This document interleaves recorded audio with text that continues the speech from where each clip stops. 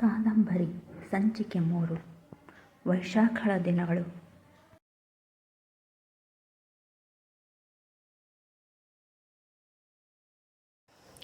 ಪಡಸಾಲೆಯ sofa ಮೇಲೆ ಕುಳಿತಿದ್ದ ಭರತ್ ವೈಶಾಖಳನ್ನು ನೋಡಿ ಎದ್ದು ನಿಂತು ನಮಸ್ತೆ ಮೇಡಮ್ ಎಂದನು. ಕುಳಿತುಕೊಳ್ಳಿ ಎನ್ನುತ್ತಾ ವೈಶಾಖ ಎದುರಿನ ಸೋಫಾ ಮೇಲೆ ಕುಳಿತುಕೊಂಡಳು. ಹೇಳಿ, ಏನು ಸಮಾಚಾರ? ನಯವಾಗಿ ಕೇಳಿದಳು. ಮೇಡಮ್, ನಮ್ಮದೊಂದು ಒಳ್ಳೆಯ ಕತೆ ಇದೆ. ಆ ಕತೆಯನ್ನು ಸಿನಿಮಾ ಮಾಡಬೇಕೆಂದು ಕೊಂಡಿದ್ದೇವೆ. ಆ ಸಿನಿಮಾಕ್ಕೆ ನೀವೇ ನಾಯಕಿ ಅಂತ ತೊದಲಿಸಿದ ಭರತ್. ನಾನು ನಾಯಕಿನಾ? ನೀವು ತಮಾಷೆ ಮಾಡ್ತಿದ್ದೀರಾ? ಕೇಳಿದಳು. ಆಗಲ್ಲ ಮೇಡಮ್, ನಮ್ಮ ಕತೆಗೆ ನೀವೇ ಸರಿಯಾದ ಆಯ್ಕೆ. ಹಾಗಾಗಿ ನಿಮ್ಮನ್ನೇ ನಾಯಕಿ ಮಾಡಬೇಕೆನ್ನುವ ಆಸೆ ಎಂದರು. ಭರತ್ ಜೊತೆಗೆ ಬಂದಿದ್ದ ಒಬ್ಬ ಸಿನಿಮಾ ನಿರ್ದೇಶಕರು. ಭರತ್, ಇವರು ಯಾರು? ಗೊತ್ತಾಗಲಿಲ್ಲ ಸಂಶಯಿಸಿದಳು. ಮೇಡಮ್, ಇವರು ಶ್ರವಣ್ ಅಂತ.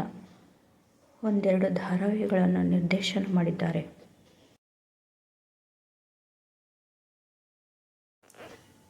ಎಂದೇಳುತ್ತಾ ಧಾರಾವಾಹಿಗಳ ಹೆಸರು ಹೇಳಿದಾಗ, ಓ ಎಸ್, ನಾನು ನೋಡಿದ್ದೀನಿ, ತುಂಬ ಚೆನ್ನಾಗಿವೆ.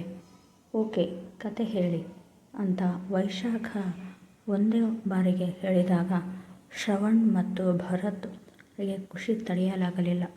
ಆಕಾಶವೇ ಕೈಗೆ ಸಿಕ್ಕಿದಷ್ಟು ಸಂತೋಷವಾಯಿತು. ಶ್ರವಣ್, ಕತೆ ಹೇಳಿ ಎಂದು ಭರತ್ ಹೇಳಿದನು. ಶ್ರವಣ್ ಆಯಿತು ಎಂದು ಕತೆ ಹೇಳಲು ಶುರು ಮಾಡುತ್ತಾ,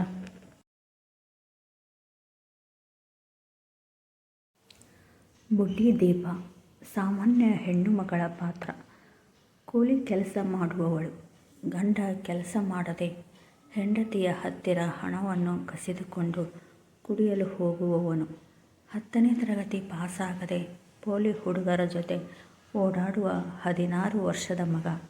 ತಾಯಿ ಎಂದರೆ ಪ್ರೀತಿ. ಅವಳ ಮಾತು ಚಾಚು ತಪ್ಪದೆ ಕೇಳುವವಳು. ಚೆನ್ನಾಗಿ ಓದಿ ದೊಡ್ಡ ಆಫೀಸರ್ ಆಗಬೇಕೆಂಬ ಅಭಿಲಾಷೆ ಹೊಂದಿರುವ 6ನೇ ತರಗತಿ ಓದುತ್ತಿರುವ ಮಗಳು ಪಾರ್ವತಿ. ಹೀಗೆ ಕಥೆಯ ಎಳೆಯನ್ನು ಹೇಳಿದರು.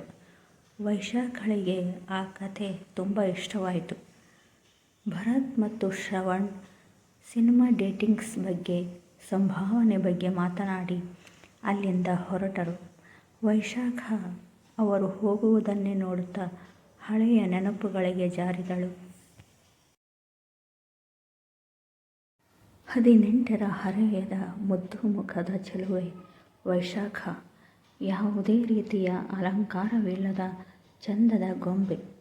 ಕಾಡಿಯೇ ಮೆತ್ತದ ಮಿಂಚಿನಂತೆ ಹೊಳೆಯುವ ಕಂಗಳು. ಪೌಡರ್, ಸ್ನೋ ಸೋಕಿಸಿದ ಬಿಳಿ ಮಲ್ಲಿಗೆಯಂತೆ ಆಕರ್ಷಿಸುವ ಕೋಮಲ ಕೆನ್ನೆಗಳು. ವಿಧದ ಬಣ್ಣಗಳ ಮೆತ್ತಿಕೊಂಡಿರದೆ ಆದರೂ ಕೆಂಪು ಬಣ್ಣವ ಮೆತ್ತಿಕೊಂಡಂತೆ ಕಂಗೊಳಿಸುವ ತುಟಿಗಳು. ಮುದ್ದು ಮುದ್ದಾಗಿ ಕಾಣಿಸುವ ನಕ್ಕರೆ ಗುಳಿ ಕೆನ್ನೆಗಳ ಅರಳುವ ಹೂವಿನಂತಹ ಸೊಬಗು.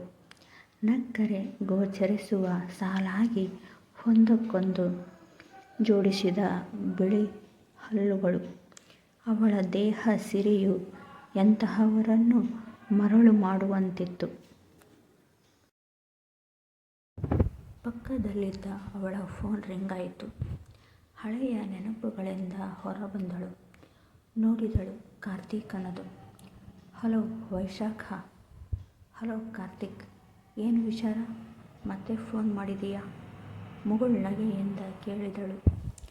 ಇವತ್ತು ನಿನ್ನ ಬರ್ತ್ಡೇ ಅಲ್ವಾ, ಟ್ರೀಟ್ ಕೊಡಬೇಕು ಎಂದನು ನಗುತ್ತಾ. ಖಂಡಿತ ಕಾರ್ತಿಕ್, ಸಂಜೆ ಕರೆದುಕೊಂಡು ಹೋಗ್ತೀನಿ. ಎಲ್ಲಿ ಅಂತ ನೀನೇ ನಿರ್ಧಾರ ಮಾಡು ಎಂದು ಹೇಳಿದಳು. ಓಕೆ ವೈಶಾಖ, ಆಮೇಲೆ ಫೋನ್ ಮಾಡ್ತೀನಿ ಎಂದು ಫೋನ್ ಇಟ್ಟನು. ಓಕೆ ಬಾಯ್ ಎಂದು ಇವಳು ಫೋನ್ ಇಟ್ಟಳು. ಒಳ್ಳೆಯ ಮನಸ್ಸಿನ ಹುಡುಗ ಕಾರ್ತಿಕ್. ನೋಡಲು ಸುಂದರವಾಗಿದ್ದಾನೆ.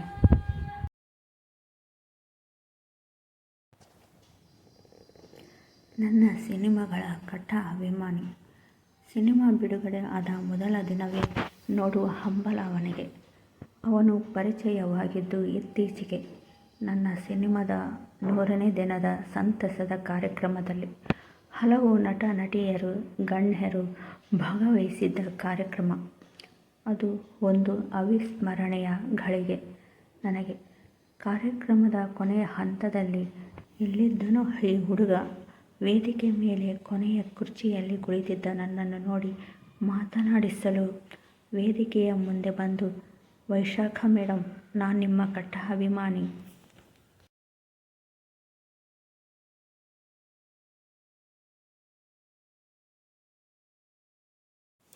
ನೀವೆಂದರೆ ನನಗಿಷ್ಟ.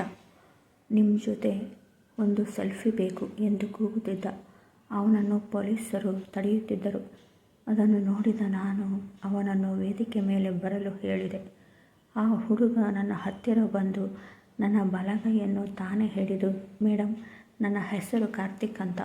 ನಾನು ನಿಮ್ಮ ಅಭಿಮಾನಿ. ಆಲ್ಮೋಸ್ಟ್ ನಿಮ್ಮ ಎಲ್ಲ ಸಿನಿಮಾಗಳನ್ನು ನೋಡಿದ್ದೀನಿ ಎಂದು ಹೇಳುತ್ತಾ ನನ್ನ ಕೈ ಹಿಡಿದು ಶೇಕ್ ಹ್ಯಾಂಡ್ ಮಾಡುತ್ತಿದ್ದನು.